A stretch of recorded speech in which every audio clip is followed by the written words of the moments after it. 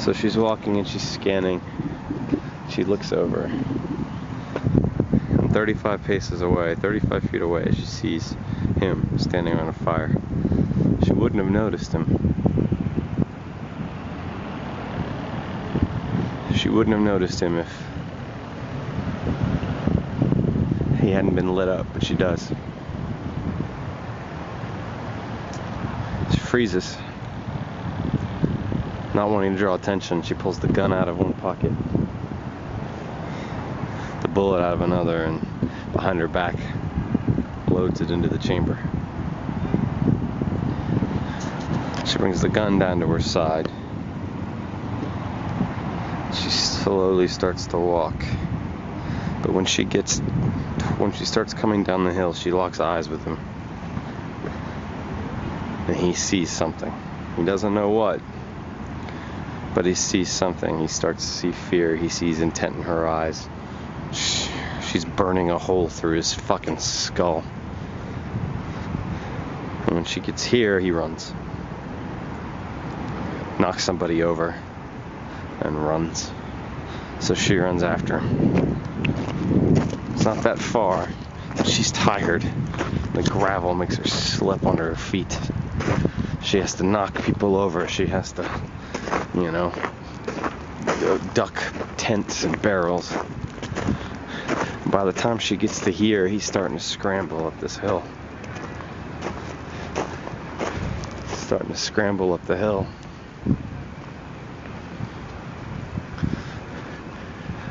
And she goes up after him, but it's muddy.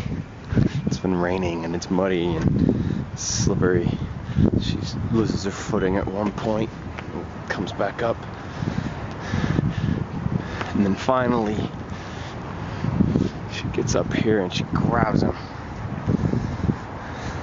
She pulls at him and they tumble down the hill. They tumble down the hill.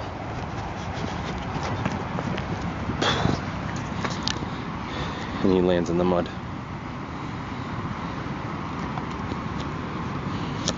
Rada picks herself up.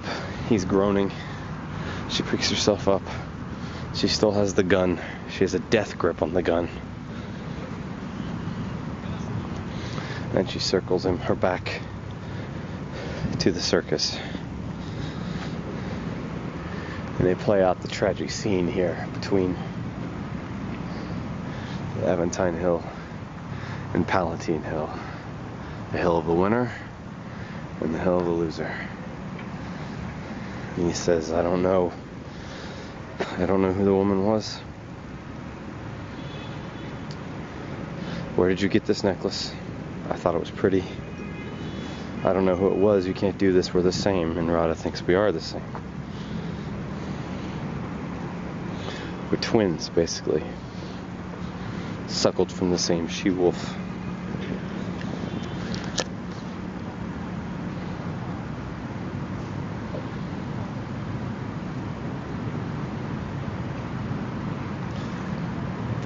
They had just chosen different hills. And the guy goes, well, I didn't do anything to you. It was, if I don't remember, it was, and if I did, it was just a job. She says, I know that. But I loved her. And you killed her. And she keeps her eyes open and she blows her brains into the mud. And she stands for a second. She hears a child crying behind her. And she turns around. And there's a dozen people standing at the edge of the camp, looking at her, looking terrified. And she looks down at the gun. And all of a sudden it disgusts her. It's now an empty, flaccid, impotent, spent thing. And she's ashamed she was ever seduced by it. She was ashamed that she had fallen under its spell, and now she can't bear to hold it, so she drops it in the mud. With everybody watching.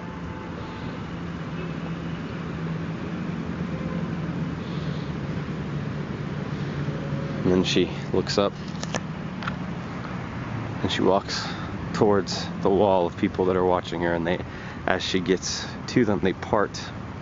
They're terrified of her. They're terrified of the noise that just happened, and they part for her.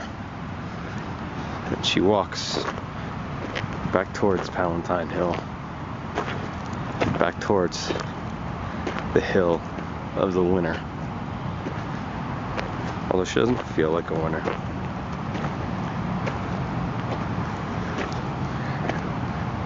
And that's the end of chapter 22.